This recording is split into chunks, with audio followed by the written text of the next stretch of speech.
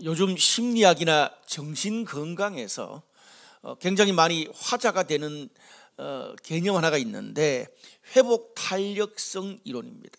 회복탄력성. 회복탄력성 이렇게 할 때 좀 쉽게 말하면 우리가 좀 큰 공을 누르면 조금만 기다려서 다시 원래대로 돌아가는 그런 원리다, 그렇게 생각할 수 있겠습니다. 이것을 우리의 어떤 정신 건강에 적용을 해서 사람이 스트레스나 역경에 적극적으로 대처하고 시련을 견뎌낼 수 있는 능력이 어떻게 준비되는가, 그것이 회복 탄력성입니다. 예를 들어 인간의 몸에도 하나님이 선천적으로 심어주신 회복 탄력성이 존재합니다. 우리가 흔히 이렇게 일을 하다가 피부에 상처가 나고 손톱 발톱이 뒤집어지거나 깨졌을 때 어떻게 됩니까? 처음에는 피가 철철 나고 막 손톱이 뒤집어져서 아주 시퍼런색이 돼도 시간이 지나면 저절로 피가 멎고 또 한참 뒤에 새살과 또 새로운 손톱이 생겨나는 것을 보게 됩니다. 그런데 우리 몸이 이렇게 되기까지 우리가 뭔가를 배우거나 우리 몸에 새로운 뭔가를 주입한 게 아니잖아요. 내 몸이 알아서 스스로 회복하는 거예요. 참 하나님이 창조하신 인간의 몸이 신기합니다. 인간의 마음도 마찬가지입니다. 우리가 다양한 사건, 사고를 통해서 마음의 상처를 받기도 하고 트라우마를 경험합니다. 개인의 상황에 따라서 시간의 차이와 회복하는 방법은 다 다를 수 있어도 다양한 계기를 통해서 결국 그것을 잊어버리고 다시 원래의 상태로, 원래의 마음으로 돌아가는 것을 보게 됩니다. 흔히 우리가 마음의 상처를 받았을 때 시간이 약이다, 시간이 해결해 준다, 그런 말을 들을 때가 있습니다. 무슨 말입니까? 아무리 힘든 일이 있어도 시간이 지나면 다 잊혀지고 우리 마음에 새로운 살이 돋아난다는 거예요. 시간만큼 큰 회복 탄력성이 없습니다. 그런데 여러분, 물고기가 회복 탄력성을 가지려면 물 밖에 있어서는 안 되잖아요. 물 안에 살 때 회복 탄력성을 발휘할 수 있습니다. 인간도 마찬가지입니다. 인간을 창조하신 하나님이 주신 우리의 영혼의 회복 탄력성, 우리의 마음의 신앙의 회복 탄력성이라는 것이 있습니다.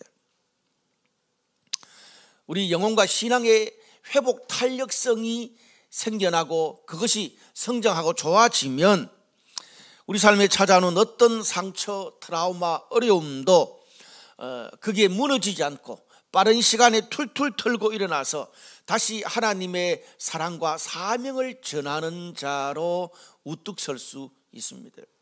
그래서 우리 성도들에게는 영혼의 회복 탄력성이 중요합니다.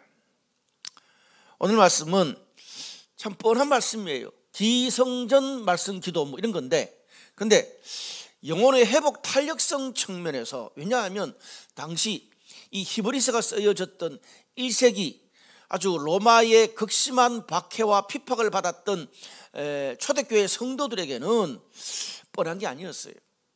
그들이 영혼의 회복 탄력성을 주는데 너무나 결정적이고 중요한 요소가 됐습니다.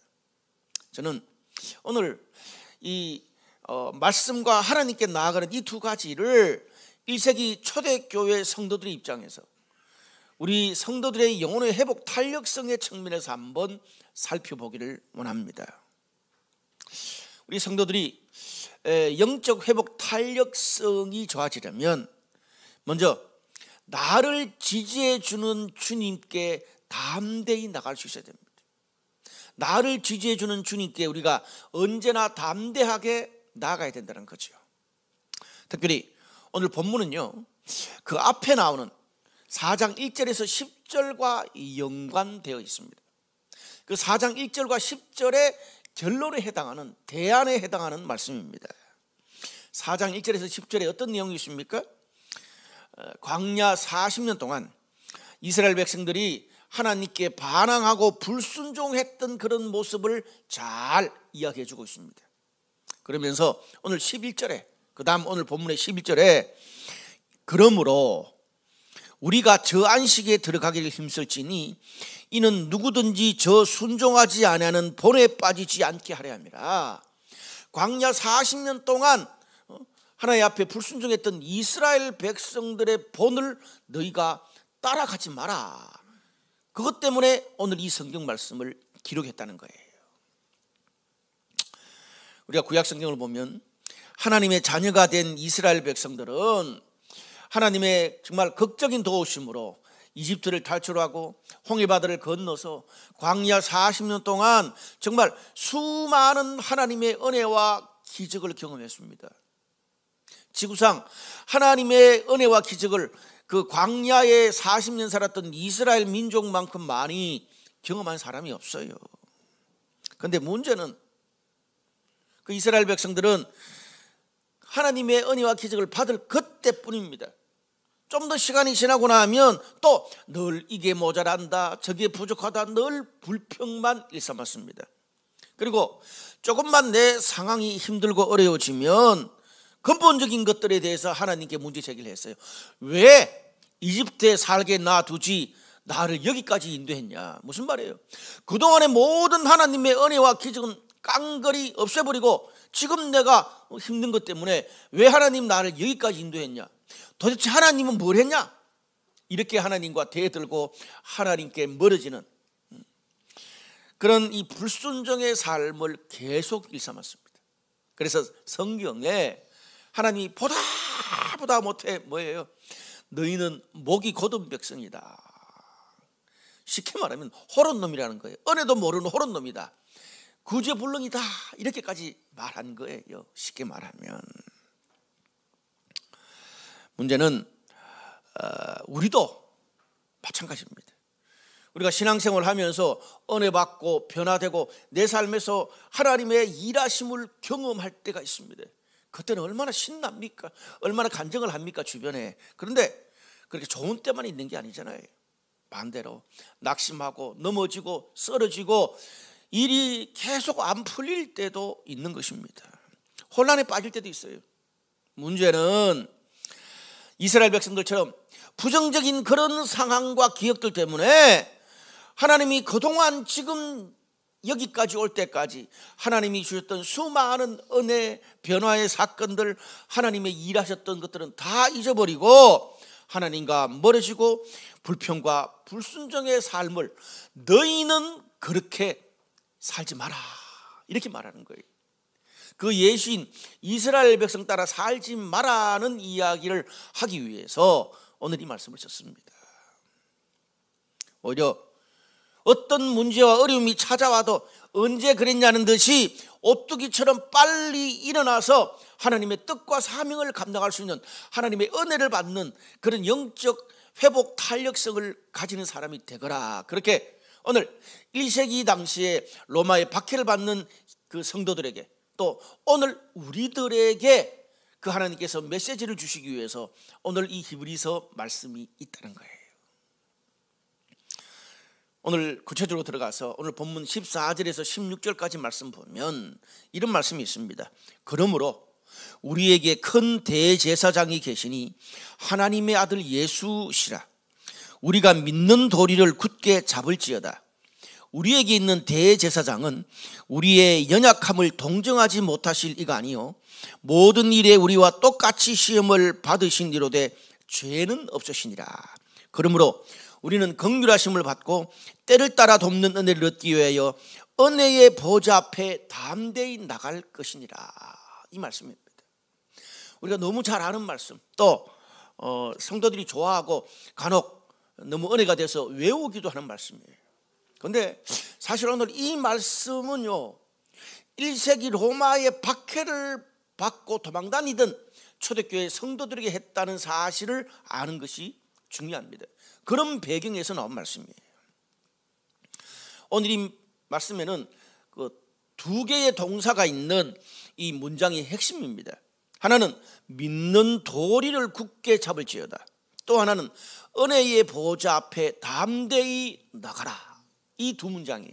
먼저 믿는 도리를 굳게 잡으라는 걸 한번 살펴봅시다. 여기 한글 성경은 믿는 도리 이렇게 표현해 놨는데, 이건 사실 도리라는 말은 우리가 믿는 믿음의 고백, 신앙 고백이라는 말이에요. 그거를 흔들리지 않고 굳게 잡으라는 거예요. 자, 그러면서 오늘 히브리서 기자가 1세기 당시에 로마의 박해를 받고 어려움을 당하고 있었던 초대교회 성도들에게 어떤 신앙 믿음의 고백을 붙잡으라고 말했습니까? 그걸 한마디로 말하면 이거예요. 내가 믿는 하나님의 아들 예수는 큰 대제사장이다. 다시, 내가 믿는 하나님의 아들 예수는 큰 대제사장이다. 와닿아요? 무슨 신나라 깡 소리야. 대제사장이 큰 대제사장 하여튼 요즘 이 2000년이 지난 요즘 이 성도들한테는 그렇게 안 와닿는 말이에요. 그런데 예수님이 대제사장이라는 말은 당시 1세기 때 수천 년간 구약의 율법과 이 제사에 익숙한 이스라엘 백성들에게는 큰 위로가 되는 그런 말씀입니다. 제가 당시 이스라엘 백성들 입장에서 한번 이 대제사장이라는 단어를 설명해 볼게요. 구약의 수천 년 동안 이스라엘 백성들은 하나님께 직접 나갈 수가 없었습니다. 제사장이 하나님과 인간 사이에 중재하고 사역하는 것을 통해서 하나님께 나갈 수 있었고, 하나님의 뜻도 제사장을 통해서 전달받을 수 있었습니다. 그런 시대가 구약이에요. 신약 시대는 어디를 가든지 교회가 많잖아요. 근데 구약 시대에는 성전보다 더 오래된 게 성소잖아요. 성소나 성전이 예루살렘에 하나밖에 없었어요. 그래서 성도들은요, 1년에 그 성전에 예배드리러 갈 때는 1년에 정해진 몇 날 몇 주간만 가족들을 데리고 가서 예배를 드렸어요. 근데 성전에 가서도요, 하나님을 직접 뵐 수 있는 게 아니었어요. 성도들은 성전에 좀 깊숙한, 성도들이 더 이상 갈 수 없는 그런 외부의 경계 지점까지만 들어갈 수 있었어요. 그리고 일반 제사장들은 성전에 조금 더 들어가서 성전 제단까지만 갈 수 있었어요. 일반 제사장들은 지성소까지는 못 들어갔어요. 그런데 성전 제일 깊숙한 곳에 하나님과 직접 대면하는 그 지성소에는 대제사장만이 정말 정해진 날 목욕 재개하고 들어갈 때 정말 그 성경에 나오는 격식을 갖추어서 겨우 들어갔습니다. 거기서 조금만 그 성경의 격식 따라 안 하면 바로 지성소 안에 들어가서 죽어서 나왔어요. 중요한 것은 그래도 대제사장은 정해진 날 가장 깊숙한 하나님과 직접 대면하는 그 지성소까지는 들어갈 수 있었다는 것. 대제사장이 거기서 하나님의 음성과 뜻을 듣고 나와서 이스라엘 백성들에게 하나님의 뜻을 전달했습니다. 이게 이스라엘 백성들과 대제사장의 신앙의 메커니즘이었어요. 자, 근데 오늘 본문은 그런 배경에 있는 그 이스라엘 백성들의 신앙에서 예수님이 구약의 대제사장인데 대제사장과 좀 다르게 큰 제사장이다. 무슨 말이에요? 대제사장은 대제사장인데 인간 제사장이 아닌 가장 완벽한 신적인 대제사장이다. 그래서 큰 대제사장이다. 그렇게 말하고 있습니다, 본문이. 여러분, 인간 제사장들이 또 하나님과 또 이스라엘 백성 사이를 중재하지만 엘리 제사장 같은 경우에 어때요? 실수도 하고 나이가 들어서 영적 분별력도 흐려지고, 그리고 또 인간 제사장들은 죽잖아요. 근데 예수님은 죄가 없으신 분이고 죽지 않으셨습니다. 하늘에 성천하셔서 지금 하늘에 계신다. 그렇게 본문이 말해요. 근데 문제는 그렇다고 예수님이 인간이 다가갈 수 없는 멀리 하늘에만 계셨던 분이 아니잖아요. 요한복음에 보면 예수님께서 성육신 하시다 그랬잖아요. 죄 많은 인간들을 구원하시기 위해서 똑같이 죄인의 그런 연약한 인간의 모습을 입고 이 땅에 오셨습니다. 이 땅에 오셨을 뿐 아니라 인간이 겪을 수 있는 모든 종류의 고통과 환난과 유혹을 다 겪으셨어요. 가난과 배고픔을 겪으셨고, 외로움과 억울함을 겪으셨고, 멸시와 천대, 그리고 죽음에 이르는 육체적 고통, 그리고 모든 인간의 죄를 짊어지고 하나님께 버림받는 영적인 저주까지 다 경험하신 분이 예수님이었습니다. 그런데 연약한 인간들처럼 죄와 유혹, 환난에 쓰러지거나 넘어지지 않고 그 모든 것을 견뎌내고 이겨내고 승리하신 분이 대제사장이신 예수님입니다. 자, 이걸 더 설명하면 더 좋을 것 같고요. 중요한 것은 그렇게 예수님이 우리에게 그런 연약한 인간의 모습으로 대제사장인 큰 대제사장으로 오신 이유가 뭐냐는 거예요. 오늘 성경에 뭐예요? 연약한 우리를 구원하고 우리들에게 긍휼과 자비를 무한히 베풀기 위해서 그런 모습으로 오셨다는 거예요. 또 낙심하고 쓰러진 우리를 다시 굳세게 세우기 위해서 연약한 인간의 모습으로 오셨다는 겁니다. 오늘 예배도 긍휼이 풍성하신 대제사장이신 예수님께서 낙심하고 쓰러지고 혼란을 겪고 있는 우리에게 한 번 더 위로하시고 손을 내미시는 그런 사건입니다. 그런데 오늘 본문에 나오는 때와 상황에 맞게 도우시는 하나님의 긍휼, 하나님의 자비, 하나님의 위로, 하나님의 일하심을 경험하기 위해서 인간이 해야 될, 성도들이 해야 될 것이 있습니다. 그것을 오늘 본문이 뭐라 그래요? 은혜의 보좌에 담대하게 나아가야 됩니다. 좀 더 리얼하게 말하면 은혜의 보좌에 담대하게 나아가는 것이 너희의 신앙의 멘탈과 습관이 되도록 해라. 그것이 어떤 상황에서도 영적 회복 탄력성을 키우는 최고의 방법이다. 그렇게 말하는 거예요. 여러분, 우리가 자주 이야기하는 은혜의 보좌, 그냥 하나님이 은혜 주시는 곳 그러면 될 텐데 왜 은혜의 보좌라 그럽니까? 제가 이 은혜의 보좌라는 말을 이렇게 설교 준비하면서 좀 이렇게 찾아보다가 굉장히 은혜를 받았습니다. 여러분, 왕의 보좌는 보통 어디에 있습니까? 백성을 다스리는 그런 높은 자리에 앉아서 백성들을, 또 신하들 앞에서 백성들을 다스리잖아요. 고대 시대에 백성들이 어디에 가서 말하고 누구에게 부탁을 해도 도저히 스스로 어떻게 해결하지 못하는 그런 문제들이 있잖아요. 자신의 한계를 뛰어넘는 싸움과 논쟁, 나보다 더 큰 힘과 권력에 의해서 부당하게 받는 그런 압력, 또 개인의 권리와 재산, 또 여러 가지 보상과 모든 청원들, 이런 여기 가도 안 되고 저기 가도 안 되고 그럴 경우에 백성들이 마지막에 할 수 있는 게 뭐예요? 과거에 우리 조선시대에는 막 그냥 막 종호를 누리고 그런 신분고 제도가 있었잖아요. 그것처럼 그 나라에서 어디 가도 안 되는 것을 마지막 왕 앞에 가서 청원을 하면 되는 거예요. 그렇게 할 수 있는 기회를 얻는다는 것만 해도 최고의 축복이요 특권 아닙니까? 그거는 뭐 고대 사회만큼은 아니라도 지금도 마찬가지입니다. 대통령이 민생을 챙기려고 우리 수원을 이렇게 방문했어. 근데 갑자기 운 좋게 임기덕이를 만나게 된 거야, 그 카페에서. 그래서 어떻게 해요? 뭐 카메라도 비추고 이렇게 하는데 그 대통령이 우리 당신 개인적으로 지금 가장 어려운 문제가 뭔가? 내가 뭘 좀 도와줄 수 있을까? 그러면서 옆에 있는 비서관한테 이분이 말하는 모든 문제를 다 적어서 파악해보고 나한테 이야기하라고. 내가 도우겠다고. 그러면 아유, 나는 국민의힘 안 찍기 때문에 안 도와줘도 돼요, 이렇게 말해요? 그럴 수도 있겠다, 그죠? 근데 대박이잖아요. 대박이잖아요. 너무 감사한 일이잖아요.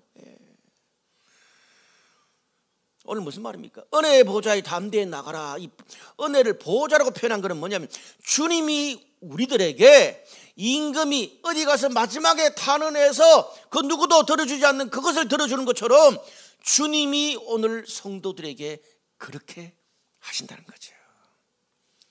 구약의 인간 대제사장처럼 1년에 몇 번만 겨우 우리 문제를 가지고 하나님께 가져가는 게 아니라 우리가 쓰러질 때마다, 낙심할 때마다, 그리고 우리가 혼란스러워할 때마다 주님은 지치지도 않으시고 그런 우리 모습을 보고 답답해하지도 않으시고 언제나 하나님의 보좌 앞으로 우리를 직접 데리고 가신다.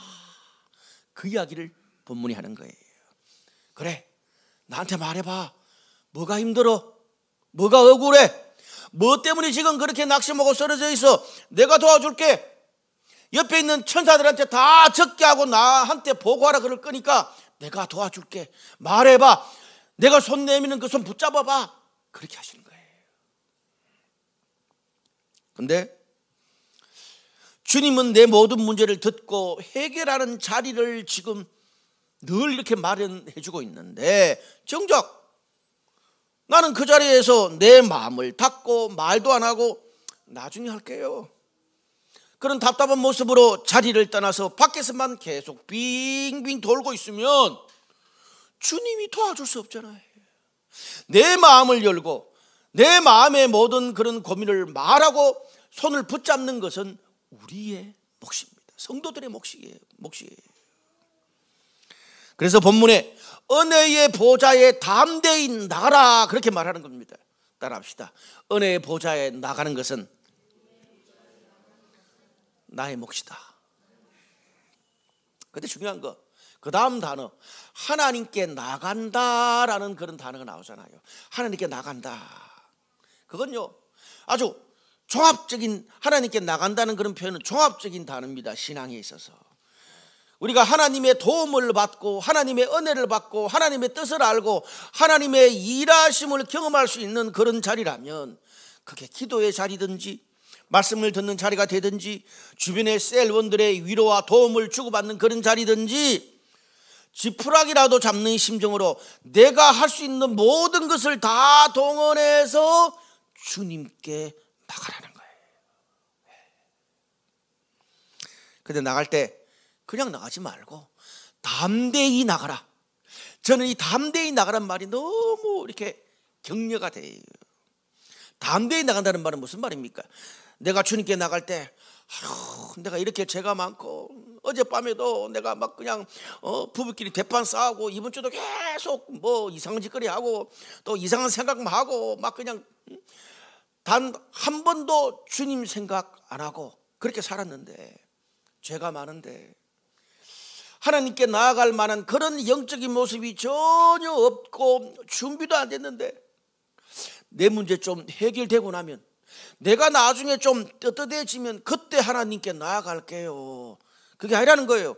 그때는 하나님 필요 없어요. 예? 하나님 아니라도 잘 사는데 우리가 무너지고 깨지고 어중간하고 정말 영적으로 죄인의 모습이 있을 때에 하나님이 필요한 거예요. 그때 하나님께 나가야 돼요.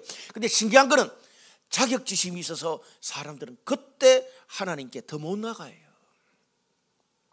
그래서 우리가 하나님께 나아갈 때에 자격지심을 가지거나 쭈뼛쭈뼛하게 나가는 게 아니라, 내가 어떤 모습 어떤 상황에 처할지라도 주님께 나갔을 때 주님은 언제나 나를 받아주시고 나를 어떻게 해요?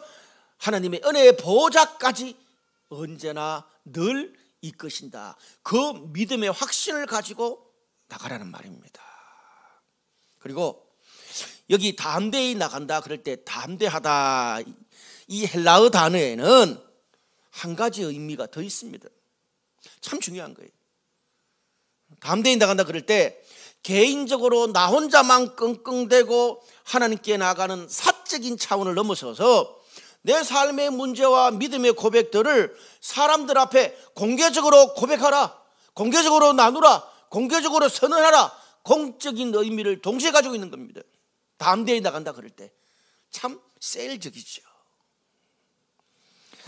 다시, 오늘 이 말씀이 언제를 배경을 하고 있다고요? 히브리서가 쓰여졌던 1세기에 로마의 박해, 핍박이 계속되고 있었습니다. 많은 성도들이 집을 떠나고 직장을 떠나고 산과 들로 강야로 계속 피해 다니다가 결국 어떻게 돼요? 지쳐서 하나님과 멀어지거나 신앙 공동체를 떠나서 좀 더 쉽게 신앙생활하는 예전의 유대교 신앙으로 돌아가는 케이스가 많았어요. 그래서 히브리서를 쓴 거죠. 그런데 그렇게 유대교로 다시 돌아가고 신앙을 떠난 사람들의 대부분을 보면 자기 안에 있던 그런 갈등, 혼란, 어려움을 나 혼자만 가지고 주님께 나간 거예요. 그런데 여러분, 나 혼자 이 로마의 핍박을 어느 정도는 나 혼자 견딜 수 있겠어요? 언제까지 그렇게 피해 다닐 수 있겠어요? 그렇게 나 혼자만 꿍꿍대고 했던 사람들 대부분은 결국 힘든 환경과 인간의 연약한 본성에 끌려서 결국은 신앙도 포기하고 공동체도 포기하고 결국 흐지부지하게 광야에 불순종한 이스라엘 백성들의 신앙이 되고 말더라는 거예요. 근데 반대로 똑같이 고민하고 똑같이 그런 일을 겪지만 죽이 되든 밥이 되든 나 지금 박해가 너무 무서워요. 나도 편하게 신앙생활하는 저런 사람들처럼 유대교로 돌아갈까 매일 고민해요. 내가 그런 결단하지 않도록 이런 약한 나를 도와주세요. 그렇게 주변에 신앙의 고백과 어려움을 공개적으로 선포했던 사람들은 어떻게 해요? 내가 상상하지 못했던 방법으로 오늘 성경에 때에 따라 상황에 맞게 하나님이 돕는 은혜를 주셔서 결국 그 박해를 이겨내고 신앙을 잘 유지하더라. 오늘 본문이 이 이야기를 하고 있는 겁니다. 사랑하는 여러분, 여러분은 어려움을 당할 때에 나 혼자 힘들어하다가 쓰러지고 하나님과 멀어지는 그런 습관, 그런 멘탈을 가지고 있습니까? 아니면 오늘 본문에 나오는 담대히 하나님께 끝까지 나가는 그런 습관을 가지고 있습니까? 신앙의 성숙은 여기서 결정이 납니다. 그동안에 얼마나 많이 은혜 받고 기적을 경험했고 어떤 일을 했냐? 이스라엘 백성들도 그거 다 경험했어요. 중요한 것은 결정적인 순간에 내가 어떤 방식으로 주님께 나아가는 것이 습관이 되어 있는가? 거기에 신앙의 성숙이 결판이 납니다.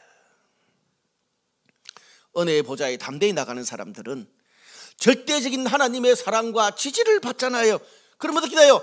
영혼의 회복 탄력성을 가지게 되면서 어떤 어려움 중에서도 신앙도 지켜내고 공동체도 지켜내고 가정도 지켜내고 함께했던 사람들도 지켜내고 하나님이 주신 나의 비전과 신앙의 사명도 결국은 지켜냅니다. 제가 왜 이것을 회복 탄력성의 측면에서 이야기합니까?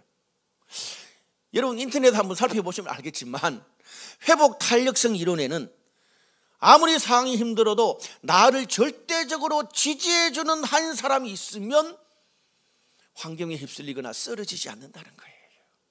하나님만큼 나를 절대적으로 지지해 주는 분이 어디 있습니까?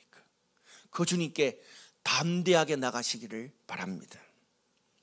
두 번째로 우리 성도가 이 영혼의 회복 탄력성을 가지려면 약한 본성과 환경에 지배되지 않는 하나님의 메시지를 계속 들어야 됩니다. 오늘 본문의 12절과 13절 말씀 보면 하나님의 말씀은 살아있고 활력이 있어 혼과 영과 및 관절과 골수를 찔러 쪼개기까지 하며 마음의 생각과 뜻을 판단하나니 지으신 것이 하나도 그 앞에 나타나지 않음이 없고 우리의 결산을 받으실 이의 눈앞에 만물이 벌거벗은 것 같이 드러나느니라. 우리가 너무 잘 아는 말씀이죠. 그런데 사실 오늘 이 말씀은 우리가 생각하는 말씀의 능력만을 강조하는 말씀이 아니에요. 굉장히 섬뜩하고 무서운 말씀이에요. 오히려 하나님 말씀이 우리 인간에게 전달될 때 그 말씀이 어떤 역할을 인간 삶에 하는가, 거기에 포커스를 두고 있습니다. 크게 세 가지 정도를 말해요. 첫째는 우리가 잘 알듯이 하나님의 말씀은 어떻게 해요? 살아있고 활력이 있다라고 말합니다. 그런데 여러분 이 히브리서는 거의 구약시대의 배경을 중심으로 구약시대의 관용 어구가 너무 많이 나와요. 하나님에 대해서 살아있고 활력 있다라는 말은 구약 성경에 관용어구 자주 나오는 겁니다. 그건요, 예를 들어 신명기 5장에 보면 하나님께서 이스라엘 백성들과 이방 민족들을 향해서 어떻게 말씀하시냐. 나는 질투의 하나님이다. 내가 미워하는 일을 하고 내 말씀에 순종하지 않는 자들에게는 저주를 3, 4대까지 하고 나를 사랑하고 계명을 지키는 자에게는 축복을 1000대까지 주겠다. 섬뜩하잖아요. 쉽게 말해서 하나님 뭐라 그래요? 하나님 입장에서 나 살아있는 하나님이야. 살아있는 하나님이 인간들한테 뱉은 이 말씀의 약속은 반드시 지켜. 너가 그렇게 하면 살아봐. 저주가 3, 4대까지 안 가는지, 그렇게 살아봐, 순종해봐, 축복이 1000대까지 안 가는지 반드시 지킨다는 그런 하나님의 선언. 그때 쓰는 단어가 하나님의 활동력입니다. 무섭기도 하지만 반대로 우리가 참 힘들고 암울한 그런 부정적인 환경에 있을 때에 하나님의 말씀이 반드시 이루신다는 그런 활력 있는 하나님의 말씀을 진정으로 믿는다면 아무리 누가 뭐라 그래도 세상이 다 뒤집어져도 결국은 하나님이 이루실 거잖아요. 하나님이 뱉은 말은 하나님이 이루신다는 것, 그것을 믿으면 최고의 축복이잖아요. 또 한 가지는 혼과 영, 관절과 골수를 찔러 쪼갠다, 다 관통한다, 아우른다, 그렇게 말합니다. 여기서 혼과 영은 인간의 내면적인 것과 관련이 있는 걸 말하고요, 관절과 골수는 우리 뼈의 관절 골수가 아니라 오늘 보면 인간 삶의 물질적인 영역에 연결되어 있는 것을 말합니다.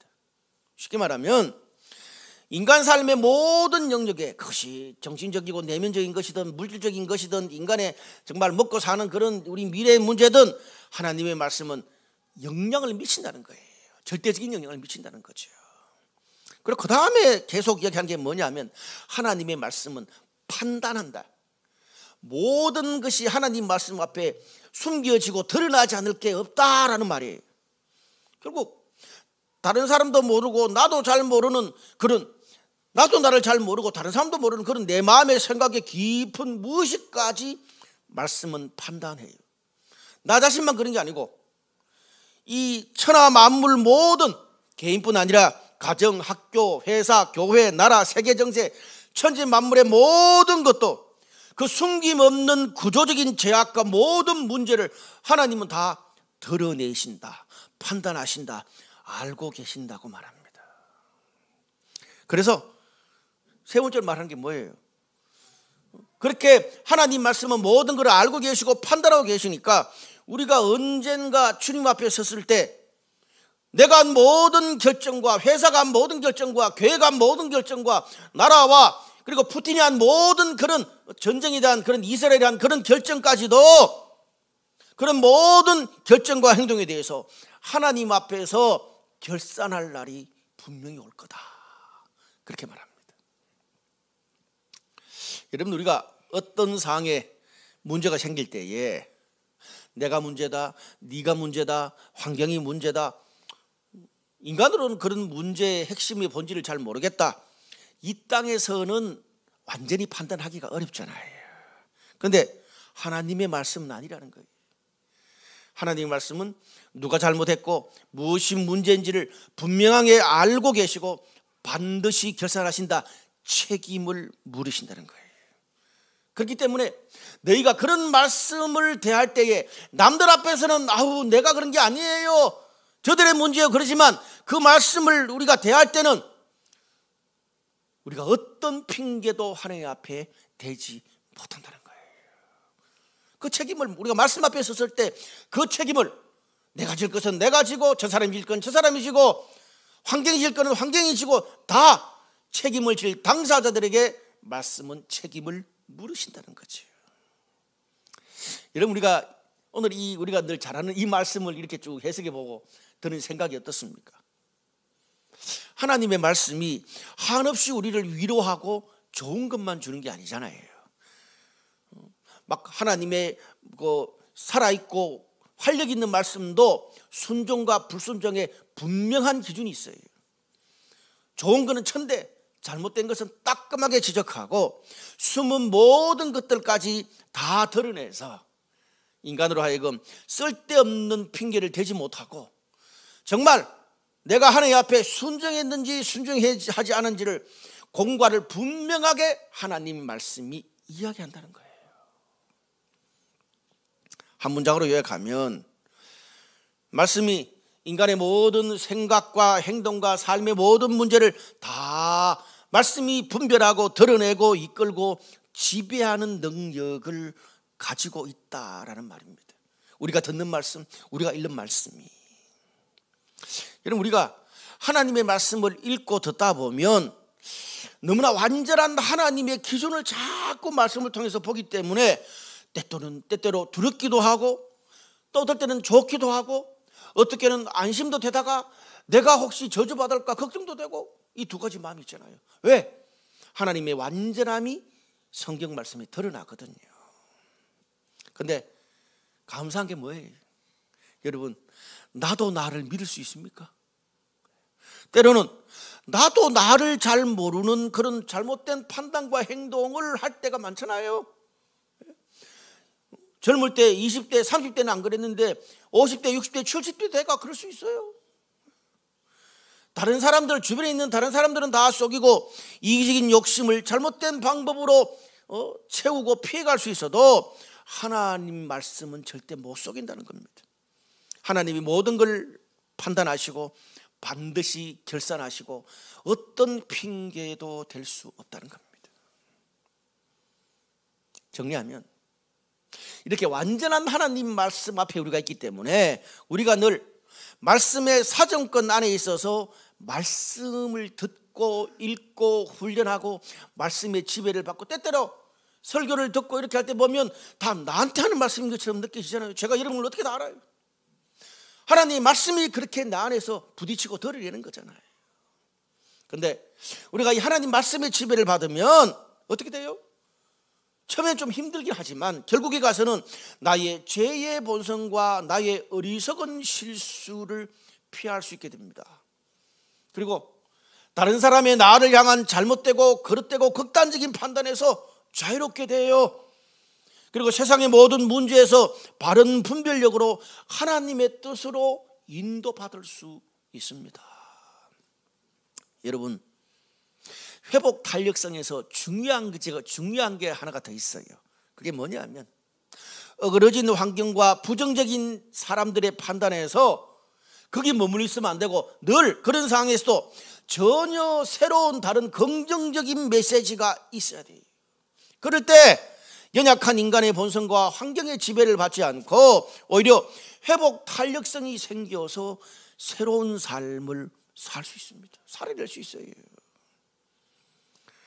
여러분, 영혼의 회복 탄력성도 마찬가지입니다. 힘들고 어려운 환경이 계속되고 내 주변에 있는 사람들이, 가족들이, 친구들이, 셀원들이, 주변 사람들이 쓰러지고 회사의 동료들이 계속 부정적인 반응을 하는 것만 보면 어떻습니까? 나도 자연스럽게 그렇게 돼요. 인간은 결국 사람들의 말과 판단과 환경의 지배를 받을 수밖에 없잖아요. 안 그래요? 그때 어떻게 해야 돼요? 인간의 연약한 죄의 본성의 소리, 환경의 본성의 소리가 아니라 오늘 말씀에 살아있고 활동력이 있는 모든 것을 판단하고 드러내시는 하나님의 말씀의 소리를 계속 들어야 전혀 다른 영적인 근육이 우리한테 생겨서 영혼의 회복 탄력성이 생길 수 있는 거예요. 직장에 가고 집에 가고 사람들을 만나면 모두가 안 된다, 끝났다 그러는데 하나님의 말씀만 들으면, 읽으면, 큐티하면 기다리고 된다는 거예요. 내 본성이라면 벌써 싸우고 뒤집고 잠수 탔을 텐데 설교를 들으면 어떻게 해요? 괜히 핑계대지 말고 네가 더 문제니까 문제를 조곤조곤 설명하고 참고 기다리라고 그러는 거예요.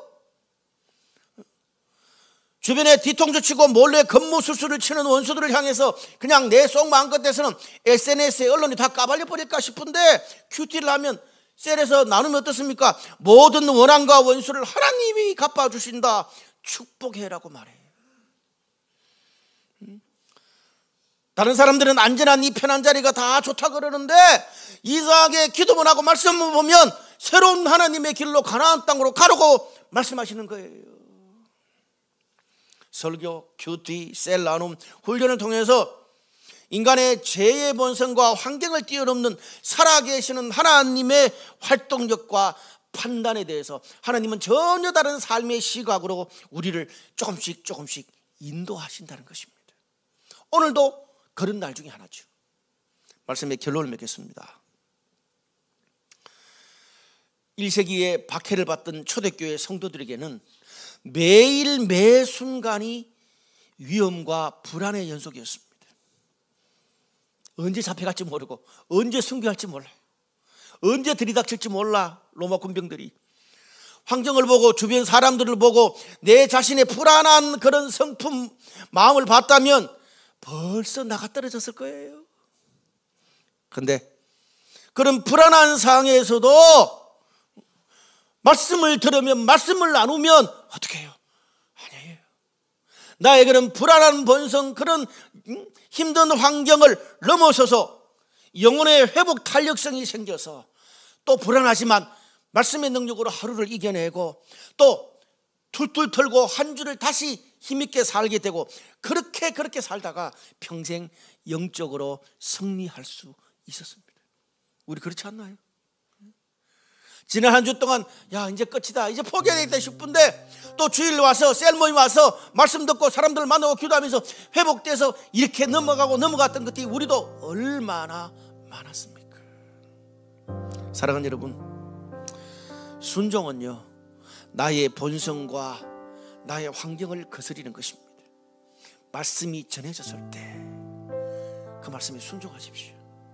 중요한 것은 우리가 말씀을 떠나지 말고 늘 말씀의 지배를 받아야 죄된 인간의 본성과 환경의 지배를 받지 않고 또 무너지지도 않습니다.